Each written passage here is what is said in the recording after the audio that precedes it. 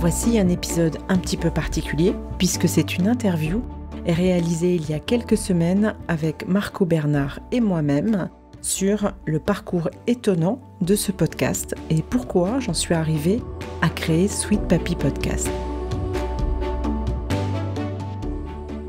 Orchestrer le quotidien de nos aînés lors de leur perte d'autonomie tout en se préservant est un défi journalier, un challenge émotionnel et logistique que nous allons relever ensemble. Car oui, dans ce podcast, chaque vendredi, vous allez pouvoir compter sur une information claire, du soutien pour vous organiser avec bienveillance et mieux vivre ce moment intemporel. Je vous laisse donc pénétrer dans l'univers de Sweet Papy Podcast pour que vous puissiez vous rendre compte de toutes les actions qu'on peut mettre en place, de tous les conseils pratico-pratiques qui sont indispensables autour d'eux et surtout de la joie et de la bonne humeur que j'essaye de transmettre dans ce podcast. Bonne écoute!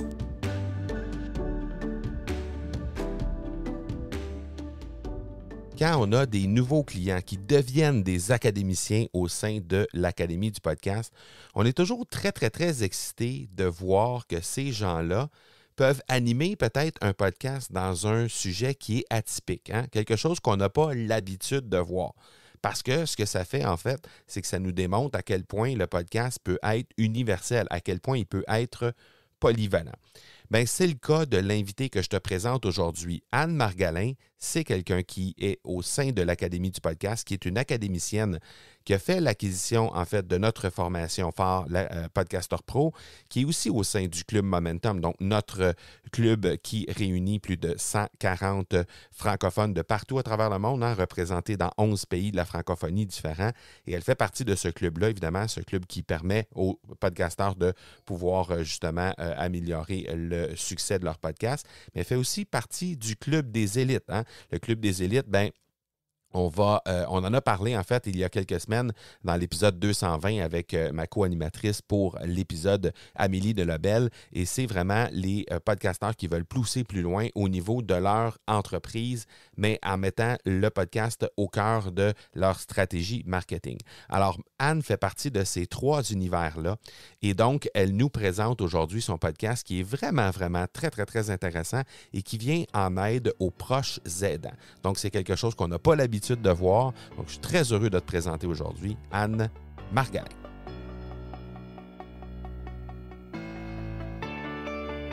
L'Académie du podcast, c'est pour toi, podcasteur aguerri ou en devenir, qui veut projeter ton message aux oreilles du plus grand nombre de personnes possible.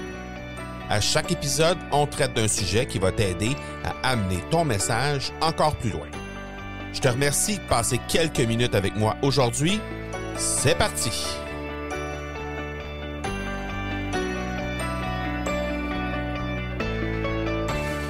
Très heureux de te recevoir, Anne Margallin. Comment tu vas? Ça va très bien, je vous remercie et toi? Oui, ça va super bien. Tu es arrivé avec nous dans l'Académie du podcast. C'est particulier qu'est-ce que tu m'as parlé juste avant qu'on débute l'enregistrement. Tu me dis, j'ai lancé mon podcast en septembre, j'ai joint l'Académie en novembre dans un challenge. Et donc c'est plutôt rare.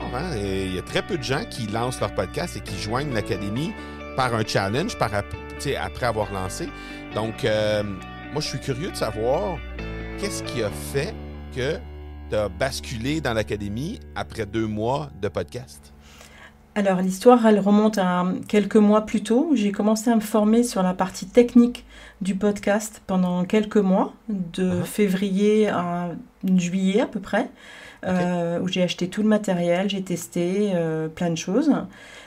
J'ai testé mes outros, mes intros, tout ce qu'il fallait mettre pour voir un petit peu où est-ce que j'en étais.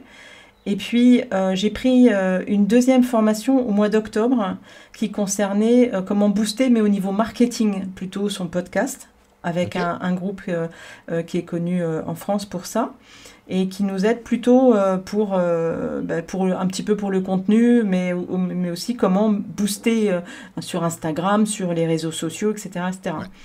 Et vraiment, comment trouver son persona. Enfin, après, on retrouvait plus tard ce que tu avais toi, mais je ne te connaissais pas, moi, à l'époque où je l'ai démarré. Okay. Je ne connaissais pas toute la structure que vous aviez.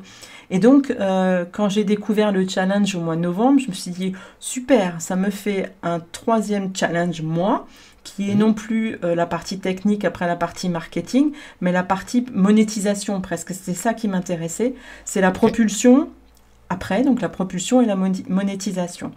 Mais il n'empêche qu'il fallait quand même que je reprenne un petit peu de ta formation. Mais je sentais que j'avais besoin d'avoir, par exemple, les 2 Zooms par semaine que vous aviez pour avoir plus d'idées et pour avoir le sentiment d'encore plus avancer, puisque j'avais quasiment terminé l'autre formation. Voilà.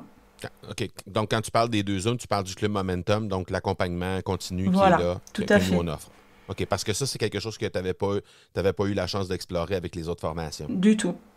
OK, parfait. OK, c'est intéressant.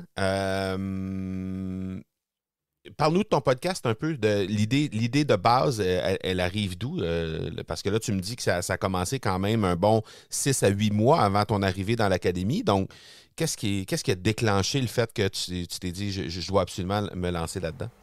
Alors, la première chose, c'est que ça remonte à il y a mes 18 ans, au départ, où j'ai reçu, j'étais avec mon grand-père lorsqu'il a enregistré une cassette audio, tu sais, les cassettes de l'époque, pour enregistrer toute sa vie et nous raconter la vie familiale depuis 2 siècles.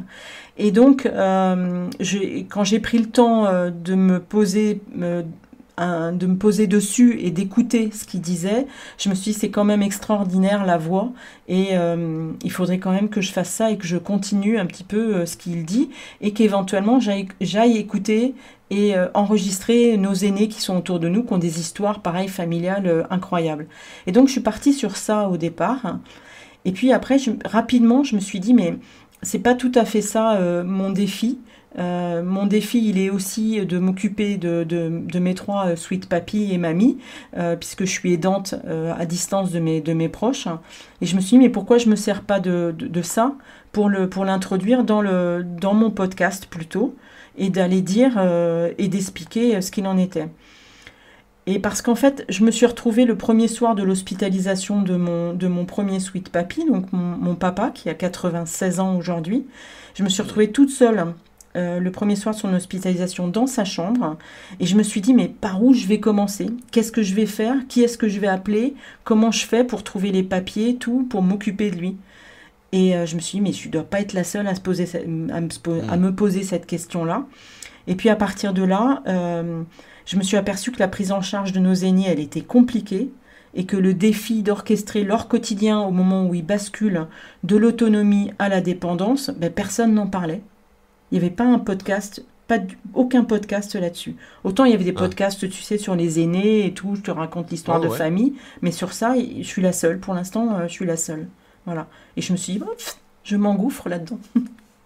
Mais c'est pertinent parce qu'en même temps, on a une population qui est vieillissante. Hein? Je veux dire, ça va toucher plein de gens. Déjà, au moment où on se parle, ça touche plein de gens. C'est la réalité d'un paquet de gens qui sont dans la quarantaine, dans la cinquantaine, qui ont des papa, maman, grand-papa, grand-maman qui arrivent dans cette fenêtre-là, ils vont avoir besoin d'un coup de pouce. Là. Donc, c'est très pertinent. Voilà, donc le fait que j'ai moi eu ma propre expérience qui continue, hein, puisque les trois sont toujours vivants, hein, 90, 91 et 96, hein, ils sont toujours là, et 2 sont partis donc en établissement, en EHPAD, hein, et ma maman, la Sweet Mamie, elle est encore à domicile, mais dépendante, donc aidée par un membre de la famille sur place. OK. Okay. Mais tous les jours, tu as quelque chose. Tu connais peut-être, mais tous les jours, tes parents, ils peuvent t'appeler pour dire j'ai ci, j'ai ça. Et puis quand ils vieillissent, ça s'accélère encore plus. Donc, quand je me suis retrouvée à en discuter avec ce qu'on appelle des aidants en France, hein, ils m'ont répondu, mais c'est vrai qu'on se retrouve complètement bloqué à pas savoir par où on débute. Et là, j'ai dit, ok, il faut que je parte là-dessus, sur comment orchestrer le quotidien de nos aînés au moment où ils basculent vers la perte d'autonomie. Ouais. Est-ce qu'il y a des enjeux politiques derrière ça qui pourraient aussi faire objet de discussion sur le podcast? Et j'imagine qu'au niveau gouvernemental et tout ça, des gros enjeux par rapport à ça. En tout cas, nous, ici, au Québec, on a ces enjeux-là de est-ce qu'on doit rémunérer des aidants naturels? Comment ça fonctionne? Pendant la COVID, les aidants naturels qui, normalement, allait donner un coup de pouce dans les RPA, les trucs pour personnes âgées, n'étaient plus admis. Donc là, ça faisait en sorte que ça surtaxait les gens qui travaillaient déjà là. Il y a un enjeu, définitivement, il y a un enjeu politique. C'est bien au-delà de juste la simple relation entre l'aidant et l'aidé, là. Bien sûr, non, il y a un enjeu en France. Ils commencent à rémunérer maintenant les aidants, mais pour une OK? période très courte, pour 3 mois par exemple. Ah, OK. Donc, c'est compliqué, c'est compliqué. Il y a 11 millions d'aidants en France, hein, ce qui est Hmm. énorme par rapport à notre population, c'est énorme.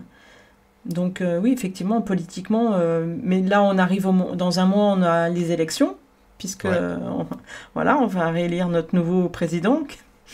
Mais ils n'en parlent pas trop parce qu'il y a d'autres événements à côté, que le Covid, ouais, ça a fait énormément de dégâts aussi sur les seniors, sur les aînés, hein. Les clairement. EHPAD, les établissements, ils se sont vidés d'un seul coup, hein. Uh-huh. Euh, donc c'est quand même une thématique qui est importante pour les gens parce qu'il y a aussi beaucoup de gens qui ont Alzheimer. Voilà, ce sont des maladies qui sont de plus en plus importantes dans la population et de plus en plus jeunes aussi. Et donc ça touche effectivement, comme tu l'as dit, entre 40 et 80 ans au minimum. Voilà. Ouais, exact. Je me pose la question, puis on en a discuté brièvement, mais de ton côté, la réflexion de savoir qu'est-ce qu'il va y avoir après le podcast, parce que c'est sûr que les gens peuvent venir chercher de l'information sur le podcast, peuvent venir être sensibilisés, informés par la thématique, avoir un petit peu d'information et tout ça, mais après, tu sais, je veux dire, il faut qu'il y ait un après, il faut qu'il y ait quelque chose. Qu'est-ce qu'il pourrait y avoir, toi, de ton côté? Parce que c'est souvent ça, les gens qui arrivent. Tu parlais de monétisation juste un peu plus tôt. Souvent, les gens qui arrivent dans l'académie, les académiciens, ont une idée un peu générale ou très précise selon le cas, mais vers où ils veulent amener les gens qui viennent écouter leur podcast. Toi, de ton côté, c'est quoi les enjeux, c'est quoi les défis que tu rencontres là-dessus? Alors, les premiers défis que j'ai, c'est déjà d'arriver à avoir les personnes les plus intéressantes sur les questions qu'on se pose au quotidien. Donc aujourd'hui, je commence à avoir de plus en plus de contacts importants avec, par exemple, une gériatre, une animatrice à domicile, une directrice d'EHPAD, une jeune femme aidante qui a écrit un livre. Bon, voilà. Là, maintenant, c'est pour ça que je suis passée à un épisode par semaine, parce que là, OK. aujourd'hui, avec les interviews faites et programmées d'ici un mois, je fais un épisode jusqu'au 15 juillet par semaine. Donc OK. là-dessus, c'est déjà un premier défi qui Mhm. donnera une palette d'informations dans le podcast aux personnes qui écoutent le podcast. Ils peuvent être Mhm. intéressés que sur la partie, par exemple, santé, donc aller écouter celui où j'ai interrogé un médecin, ou que sur la partie aidante avec celle que j'ai interrogée, ou une partie où j'ai interrogé quelqu'un qui est professionnel, coach en shiatsu, pour aider les gens à mourir, tu vois. Bon, c'est pas un domaine très facile, mais voilà, j'ai pas de tabou, moi. Je rentre dans tous les sujets qui sont importants pour tout le monde. Mhm. Après, le deuxième défi, c'est effectivement comment passer l'information autre. C'est ça ta question, en fait. Comment le sortir après du podcast. Euh, alors, il y a soit effectivement le coaching, donc aider les dents entre guillemets. Mhm. Alors ça se fait déjà beaucoup. Donc pareil, j'aimerais trouver une autre niche. Et j'essaye d'interroger un maximum de professionnels. Et par exemple, avant-hier, on a fait une petite réunion en Zoom entre aidants. Et il y en a une qui a dit, ben moi je sais pas, j'ai telle et telle problématique. Et je dis, mais tu devrais aller voir un psychologue. Et je lui ai donné les coordonnées d'une invitée que j'avais eue en lui disant, mais contacte-la, elle sera parfaite pour toi. Et Mhm. donc j'ai réfléchi en me disant, mais est-ce qu'effectivement, le fait que, tu vois, comme tu fais toi, tu m'as dit, mais contacte un tel, c'est un peu ça aussi le podcast, hein. Tu Ben oui. abordes des tas de sujets, tu as des tas d'invités, et puis des fois, dans le momentum, tu nous dis, contacte une telle, parce qu'elle, elle pourra résoudre peut-être ton problème. Et quelque part, c'est un peu ça. Alors comment le Ouais. formaliser, c'est encore un petit peu flou dans ma tête. Mais il Plus doit y avoir embryonnaire au moment où on se parle, mais Ouais, ouais, clairement, une communauté, ouais. c'est c'est une très grande force, une très grande richesse de pouvoir avoir une communauté. Je ne sais pas si ça existe déjà. Potentiellement, ça peut peut-être exister, mais j'ai pas vraiment fait de recherche là-dessus au Québec, mais d'emblée, je pense pas qu'il y ait des trucs très, très organisés par rapport à ça. Tu sais, le support d'une communauté, tu sais à quel point c'est riche, là, et pas juste dans le monde du podcast, en général. En général, tout à le fait. support de gens qui sont orientés avec les mêmes défis, qui ont passé par là avant toi. Donc, tu sais, tu peux aider autant qu'être aidé dans une communauté comme celle-là. Là. Voilà, tout à fait. Je suis curieux de t'entendre, puis je veux pas qu'on fasse nécessairement de comparaison entre ce que tu as obtenu comme accompagnement avec les autres formations. Tu as mentionné toi-même avoir eu deux formations, avoir eu la chance d'être accompagné par 2 autres formations avant. Je suis quand même curieux de savoir qu'est-ce que tu as trouvé comme trésor dans l'Académie du podcast qui t'a été particulièrement utile, puis peut-être que tu n'avais pas trouvé ailleurs. Alors, certainement, déjà ce que je t'ai dit tout à l'heure, c'est-à-dire d'avoir 2 Zooms par semaine, d'avoir des activités comme on a pu, quand on a pu se joindre quand vous étiez au Mexique, de savoir qu'il y avait cette possibilité des bootcamps, et de recevoir l'information et aussi de rencontrer un groupe. Et là, tu me vois à chaque fois participer presque un peu trop. À chaque fois, je pose des questions où je veux aider. Ou tu vois, je crois que la semaine dernière ou la semaine d'avant, j'ai fait 2 Zooms tout de suite après le Momentum pour aider 2 personnes qui ne savaient pas comment est-ce qu'on reliait un tel réseau. Et dimanche, j'ai eu Audrey aussi, où je l'ai aidée parce qu'elle ne savait pas comment enregistrer à distance. Voilà. Okay. Donc tu vois, c'était aussi ça. On en revient effectivement à la communauté, c'est-à-dire moi je suis prête à aider. Je suis prête à aider, même bénévolement, mais c'est évident. C'est important. Donc ça, c'était la première chose pour rentrer chez Marco Bernard. La deuxième chose, soyons clairs, tu nous passes quand même des informations que je ne retrouve pas ailleurs, dans les 2 autres formations que j'ai eues. Même si elles sont excellentes, les 2 autres, elles m'ont bien permis d'avancer. Et puis la troisième, clairement, c'est Qu'est-ce que tu trouves comme information chez nous que tu n'as pas trouvé ailleurs, par exemple? Ben, rien que le défi J'envoie. J'aurais pas imaginé être capable de faire le défi J'envoie qui m'a fait faire un bond incroyable. Tes fiches, les fiches... Alors, clairement, je vais être franche, je n'ai pas encore tout regardé de ta formation, hein, j'en suis très très loin. Je ne me suis pas posée encore. Il me manque des choses dans ta formation que j'ai trouvées dans les autres. Par exemple, l'organisation du quotidien dans ce qu'on a à faire dans le podcast, en utilisant Trello ou Notion. Et là, j'ai vraiment eu une formation très spécifique avec l'autre groupe en France, très intéressante. Voilà. Mais globalement, c'est ça, c'est cet apport d'informations que vous pouvez donner. Et puis moi, je participe beaucoup, d'abord parce qu'on paye, donc il n'y a pas de raison de ne pas participer. Et puis je suis toujours ouverte à prendre tout ce que tu peux apporter. Et donc le dernier défi, c'était d'avoir aussi le public canadien, quelque part, qui est plus en avance qu'en France sur le podcast. Parce qu'en France, quand tu dis podcast, les gens, ils quoi? Ah oui, c'est encore le cas? Oui. C'est ce que tu observes, toi? Ah ben oui, parce que moi, je vais toucher quand même beaucoup une population assez âgée, et même des femmes ou des hommes d'environ 50, 60. Podcast, c'est... voilà.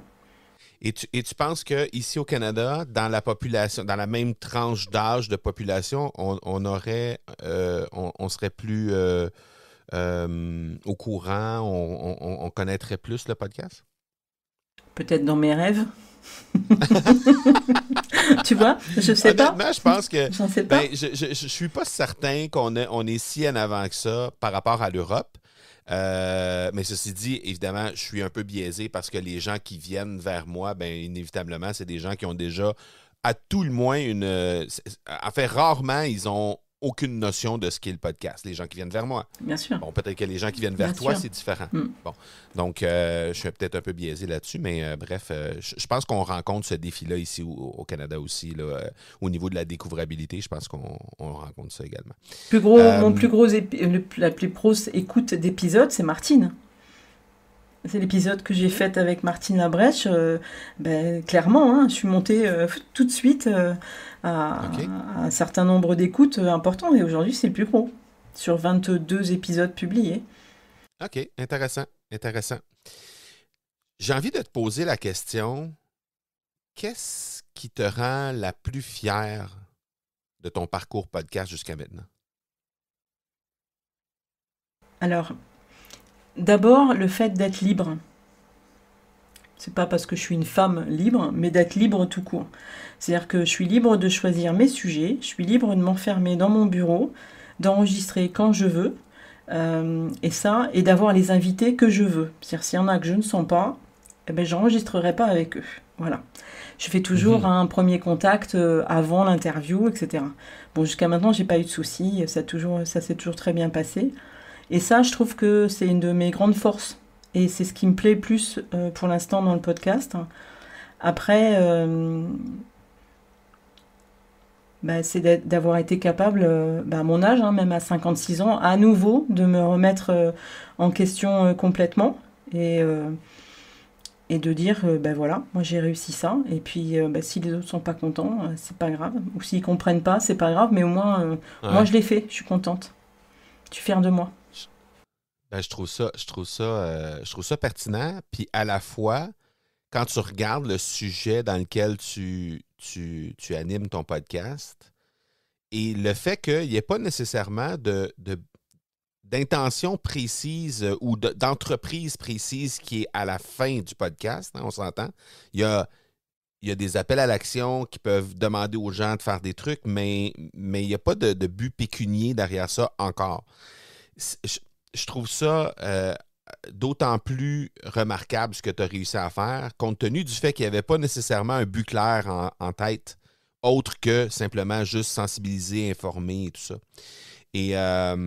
Et comme il y a beaucoup de gens qui arrivent et qui se posent des questions, est-ce que c'est pour moi le podcast? Est-ce que c'est pas pour moi? C'est pas clair, il n'y a pas nécessairement d'idée. Qu'est-ce que tu aurais à dire ces gens-là? Parce que tu as passé par là. C'était pas clair, c'était pas défini clairement que tu animes un podcast dans une intention de, puis éventuellement, il va y avoir tel truc de conversion qu'il va y avoir à la fin. C'est encore un peu nébuleux, il y a encore un peu de travail à faire avec ça. Donc, il y a certainement des gens qui, présentement, se posent ces mêmes questions-là. C'est pas tout à fait clair.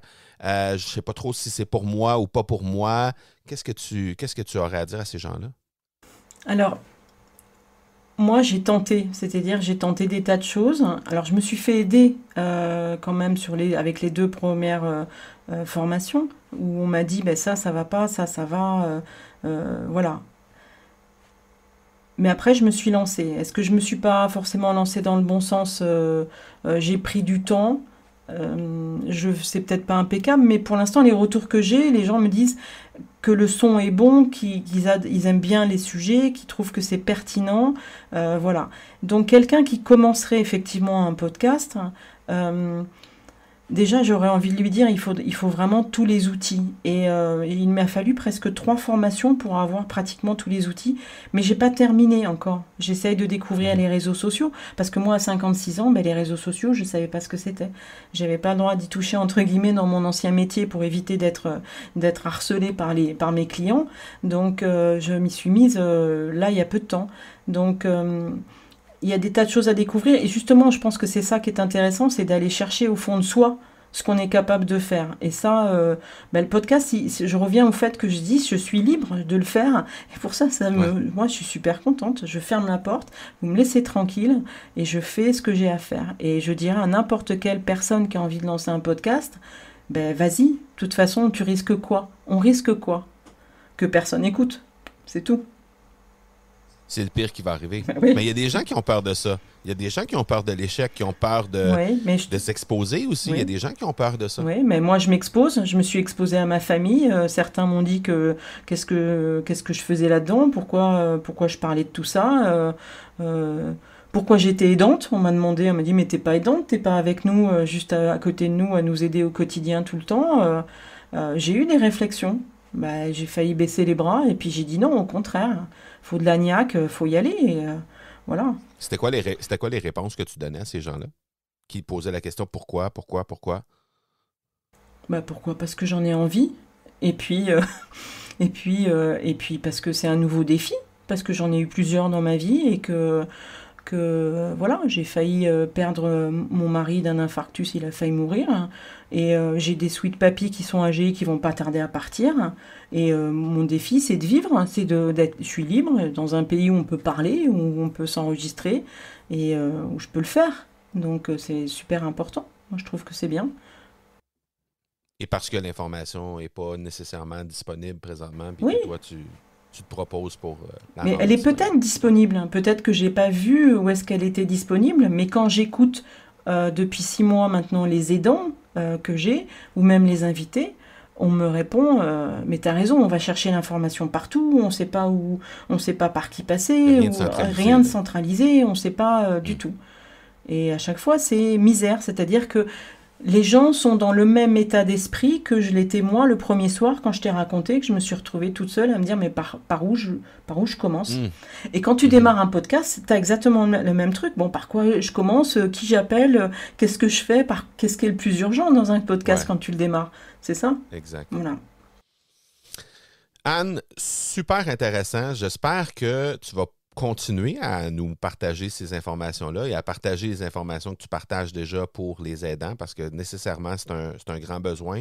Et pour les gens visiblement en Europe et pour les gens ici au Québec, je pense pas que c'est des trucs qui, comme tu dis, il n'y a rien de centralisé là, qui permet vraiment de dire, OK, est-ce que je peux vraiment trouver une information qui est fiable et qui va être livrée aussi par des gens qui sont fiables, qui sont déjà dans le domaine, qui ont soit déjà été aidants, soit des intervenants de près ou de loin avec ces gens-là. Donc, nécessairement, c'est un grand besoin et spécialement pour la population qui est vieillissante au moment où on se parle, on le sait. Hein? Donc, continue ton bon travail. Merci d'être là avec nous. Merci de ta confiance également. On apprécie toujours ta présence et ta collaboration dans les groupes de l'Académie du podcast. Donc, merci beaucoup d'être là. Et puis, on se voit dans quelques jours à Paris. Oui, merci en tout cas à toi. C'est intéressant de pouvoir discuter en direct aussi avec toi de tout ça. Et puis, j'attends ton retour aussi éventuellement. J'attends le hot seat pour voir aussi les autres. Et merci en tout cas d'avoir fait tout ce groupe-là. Et vraiment, ça soutient aussi de faire les Zooms 2 fois par semaine ou même plus. Ou les immersions aussi. J'ai trouvé que la dernière immersion était fantastique. Voilà, c'est important. Il faut être soutenu parce qu'on est quand même très seul dans notre bureau voilà, à le faire. Donc ça fait du bien de voir les autres et d'avoir un peu de retour des autres. Tu as tout à fait raison, la communauté est exceptionnelle. Donc, merci beaucoup, tu en fais partie et tu es un membre important de cette communauté-là. Donc, merci Marco. On se reparle bientôt, on se parle à Paris en live et puis on se recroise dans les activités. Super, merci beaucoup. Ciao. Ciao.